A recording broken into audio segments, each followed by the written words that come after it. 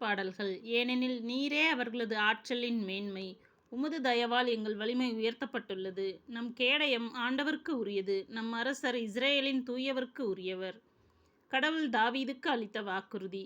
முற்காலத்தில் பற்றுமிகு அடியார்க்கு நீர் காட்சி தந்து கூறியது.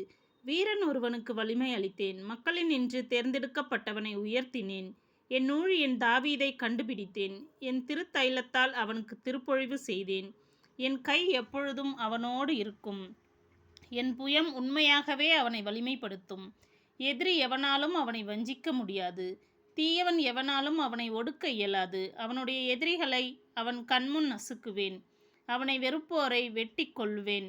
என் வாக்கு பிழாமையும் பேரன்பும் அவனோடு இருக்கும். என் பெயரால் அவனது வலிமை உயர்த்தப்படும்.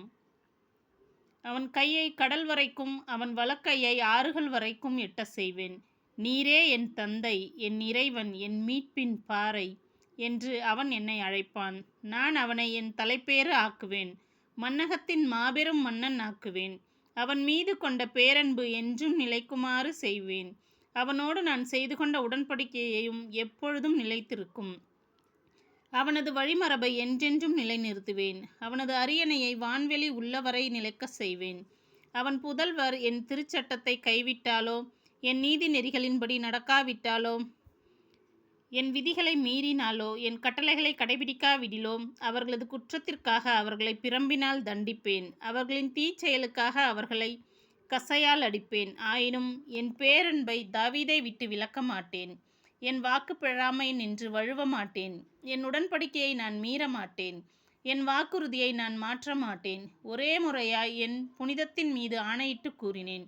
ஒருபோதும் அவனுக்கு நான் பொய் உரைக்க மாட்டேன். அவனது வழிமரபு என்றென்றும் நிலைத்திருக்கும். அவனது அரியணை கதிரவன் உள்ளளவும் என் முன் நிலைக்கும். அவனது விண்ணின் உண்மையான சான்றென உறுதியாயிருக்கும். நிலாவென என்றென்றும் நிலைத்திருக்கும். அரசரின் தோல்வி குறித்து புலம்பியது. ஆயினும் திருப்பொழிவு பெற்றவரை இப்பொழுது நீர் புறக்கணித்து தள்ளிவிட்டீர். அவர் மீது கடும் சினம் கொண்டுள்ளீர். ஊழியருடன் செய்து கொண்ட உடன்படிக்கையை வெறுத்து ஒதுக்கினீர். அவரது மணிமுடியை புழுதியில் தள்ளி இழிவுபடுத்தினீர். அவருடைய மதில்களை தகர்த்து விட்டீர். அவருடைய அரண்களை பாழடைய செய்தீர். வழிபோக்கர் அனைவரும் அவரை கொள்ளையிடுகின்றனர். அடுத்து வாழ்வோரின் பழிப்புக்கு அவர் ஆளானார். அவருடைய எதிரிகளின் கை ஓங்க செய்தீர். அவருடைய பகைவர் அனைவருக்கும் அக்களிக்க செய்தீர். அவரது வாளின் முனையை வளைத்து விட்டீர். போரில் அவரால் எதிர்த்து நிற்க முடியாதபடி செய்தீர். அவரது மாட்சி அவரை விட்டு விலக செய்தீர்.